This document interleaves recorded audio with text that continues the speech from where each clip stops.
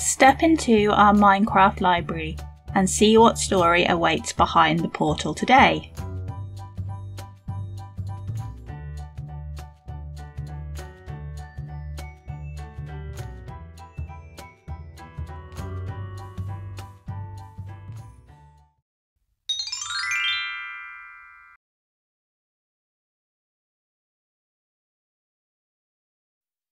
A long time ago, there was a very beautiful girl named Cinderella. Cinderella had long red hair, green eyes, and freckles all over her nose. She was very clever and kind, and she loved to tell jokes. But she was very unhappy. Her father and mother had died, and Cinderella lived with her stepmother and two stepsisters. Although they lived in a big house, they were actually quite poor. Their money was nearly gone. Cinderella's stepmother wanted one of her daughters to marry a rich man so they would no longer be poor.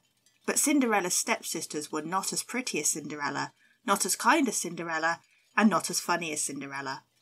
The men who came to the house always fell immediately in love with her, and never even noticed the stepsisters. This frustrated the stepmother, so she ordered Cinderella to do all the chores. "Sweep the hallway," demanded the stepmother. "Clean the kitchen. Cook our dinner. Tidy our bedrooms. Mop the bathroom. Wipe the windows. Quick, hurry." The stepmother tried hard to make Cinderella miserable. The stepsisters had beautiful dresses and shoes, but Cinderella's dress was made of old rags. The stepsisters always ate the most delicious food, but Cinderella always ate scraps. And the stepsisters slept in their comfortable beds in their bedrooms, but Cinderella slept on a straw bed on the kitchen floor. The animals were Cinderella's only friends. In the evening, she sat beside the fireplace in the kitchen and told jokes to the family of mice who lived in the wall. She talked to the cat. "Things will get better one day," she told the cat. "Meow," the cat replied. One day, while Cinderella was in the garden picking pumpkins, a letter arrived to the house. It was an invitation to the king's summer ball. Cinderella's stepmother and stepsisters were very excited. "The prince will be there. He is so handsome. He is so rich. He needs a wife." The stepsisters spent weeks preparing for the ball. They bought new dresses, new shoes, and new handbags. On the day of the ball, Cinderella helped them put on their dresses and do their hair. "Oh, I have a wonderful idea," exclaimed the youngest sister. "Cinderella, come to the ball with us. It'll be more fun if you are there." "Oh, but you don't have anything to wear," laughed the oldest sister. "You can't meet a prince wearing those filthy old clothes. What a shame. Maybe next time." Cinderella tried not to cry. She finished dressing her sisters, then went down to the kitchen. She sat beside the fire and sighed. "Things will get better one day," she told the cat. "Meow," said the cat. Just then, there was a flash of light, and an old woman appeared in the corner of the kitchen. Who are you?" stammered Cinderella. "I am your fairy godmother," said the old woman. "You are an orphan, and all orphans have a fairy godmother." The fairy godmother stroked the cat. "This cat tells me how kind you are, and how you always wish for things to get better one day. Today is that day, Cinderella. You are going to the king's ball. Fetch me a pumpkin." Cinderella ran into the garden and picked a big orange pumpkin. The fairy godmother touched the pumpkin with her magic wand, and it turned into a golden carriage. "Come here, little mice," she said to the mice in the wall. She waved her wand again, and the mice turned into 6 beautiful horses to pull the carriage. "But I don't have a dress," said Cinderella. "Stand still," said the fairy godmother. She waved her wand again, and Cinderella's dirty clothes turned into a spectacular silver dress. 2 beautiful glass shoes appeared on Cinderella's feet. "Now go to the ball," said the fairy godmother.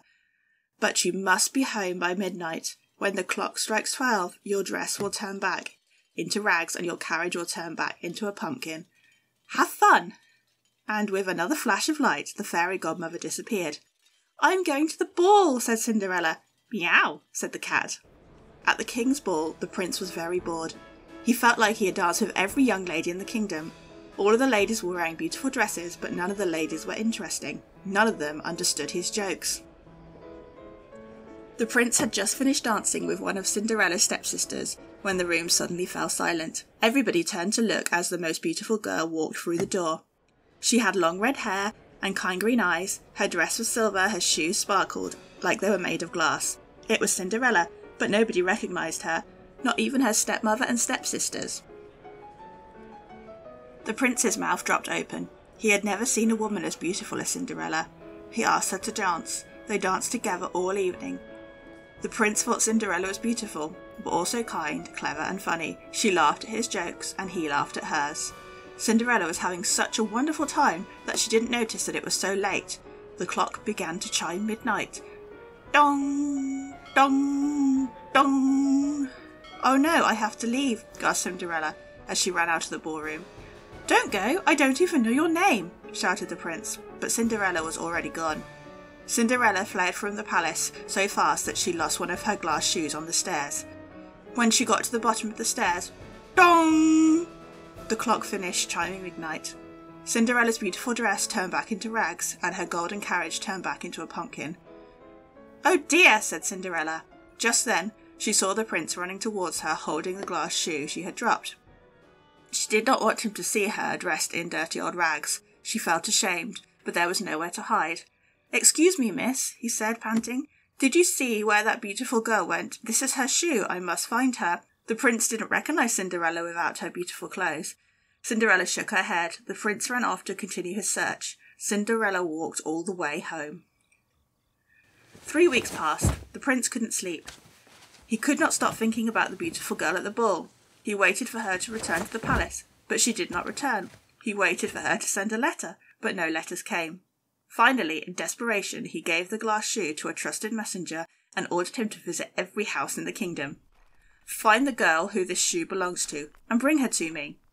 The messenger visited hundreds of houses. At every house, women claimed the glass shoe was theirs, but when they tried on the shoe, their feet were too big, too wide, or too small. Finally, the messenger arrived at Cinderella's house. Cinderella's stepmother opened the door. Of course, come in." She led the messenger into the dining room, where the two stepsisters were waiting. The oldest sister said, "That's my shoe," but when she tried the shoe, her foot was too wide. The youngest sister said, "Silly sister, it's not your shoe, it's my shoe," but when she tried the shoe, her foot was too small. The stepmother said, "Get out of the way, girls, it's not your shoe, it's my shoe," and she tried the shoe, but her foot was too big. "Oh, how silly," said the stepmother. "The shoe must have shrunk in the rain." But the messenger was not so easily fooled. "Are there any other women in this house?" he asked. "No one but our serving girl, and the shoe is certainly not hers," said the stepmother. "Fetch her immediately. Every woman in the kingdom must try the shoe," insisted the messenger. When Cinderella arrived in the dining room, she was wearing her usual rags, and her face was covered in dirt. She put her dirty-looking foot into the glass shoe, and, amazing, it wasn't too wide, it wasn't too long, it fit perfectly. In a quiet voice she said, "It's my shoe." "Please come with me," said the messenger. And before Cinderella's stepmother and stepsisters could stop them, the messenger hurried Cinderella out the door and into a carriage. Cinderella was taken to the palace to meet the prince. She was still wearing her dirty old clothes, and her arms, legs and face were dirty.